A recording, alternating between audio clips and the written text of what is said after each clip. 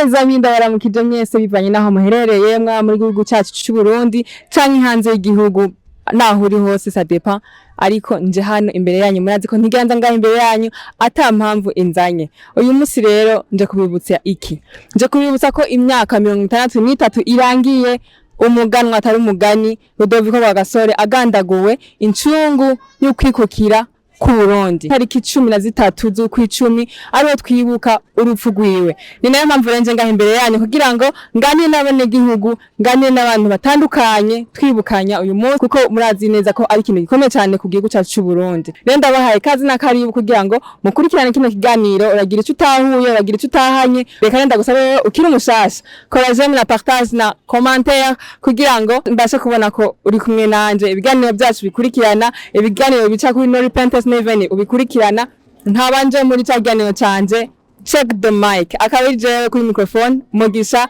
Krista Benita ndaguhaye ikaze kugira ngo udukurikirane umva ibibazo ngiye kubaza urakoze cyane ndakuramukije anje ndakuramukije cyane urameze neza ndashima Imana bakwitwa gute niyo Shadrack Soberiyane John Joseph Tuyisenge Claudine Twabahiteyemwo Eric itariki 13 z'Ukwishira zikubwiye iki tariki 13 z'Ukwishira musi mukuru n'abandi abibuka neza nuko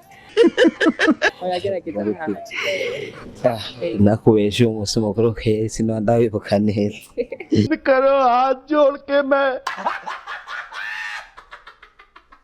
umvise igenekereza igihe 13 ukwezi k'icumi uko mwaka utashe twibuka iki Twibuka Rwagasore nice igenekereza rya 13 z'Ukwishira uko mwaka utashe twibuka iki twibuka Rwagasore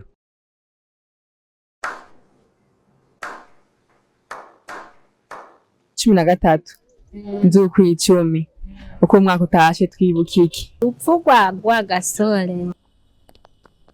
oh my god uyu munsi bavuze itariki 13 z'Ukwishira uko mwaka utashe twibuka iki twibuka umunsi mukuru wa Rwagasore haba habaye iki tuba twibutse itariki aba yarafiriyeko samazreo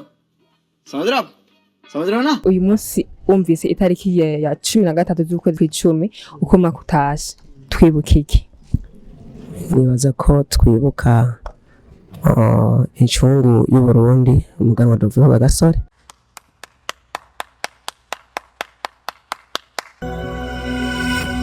kandi cyakabiri kiravuga kiti tuvuze umuganwa Rudoviko Rwagasore we wumva iki Umwami tuvuze umuganwa Rudoviko Rwagasore wumva iki twarabayeho neza yaradufashe ko kubera we iyo hatabaho nyine urumva igihugu cyacu cyari kugenda nabi ariko kwera hari hose nashimagizwe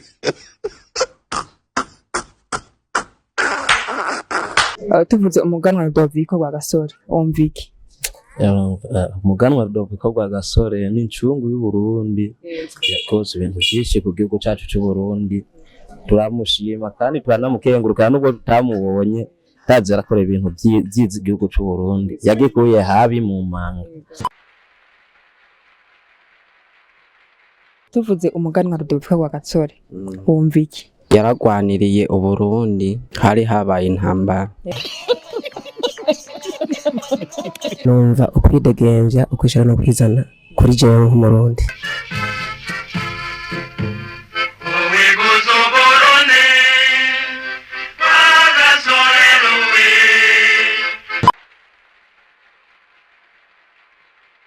umvise umuganwa Rudoviko Rwagasore we wumva iki ni sokuru w'igihugu cy'u Burundi shaka ubwitandukaniro riri hagati ya Prince Rudoviko Rwagasore n'umuganwa Rudoviko Rwagasore jewe cyo nibaza kikatandukanya nuko umuganwa Rudoviko Rwagasore we yazanye ukwikukira ku gihugu cyacu cy'u Burundi yego hama Prince Rudoviko Rwagasore nta birebire ndamuziko Prince Rudoviko Rwagasore n'umuganwa Rudoviko Rwagasore batandukaniye kuki nuko ivyo ntavyo nzi nababesha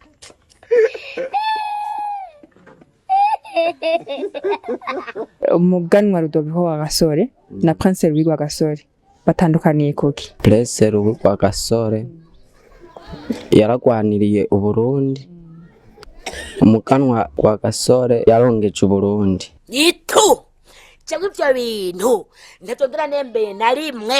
Shaka untandukanirize Umuganwa Rudoviko Rwagasore na Prince Rwiwe Rwagasore. Bye bye, tata, goodbye. Prince Rwiwe Rwagasore, Umuganwa Rudoviko Rwagasore batandukaniye kuki? Rwagasore yarigeze kuba president. Ego. Rwagasore. Nawe ni yarabaye president ndahatse. Umuganwa Rudoviko Rwagasore na Prince Rwiwe Rwagasore itandukaniye he? Abantu bitandukaniye bwo bose baracunguye igihugu cy'u Burundi. Bose n'abarundi kandi baducunguye bose nta batandukaniye.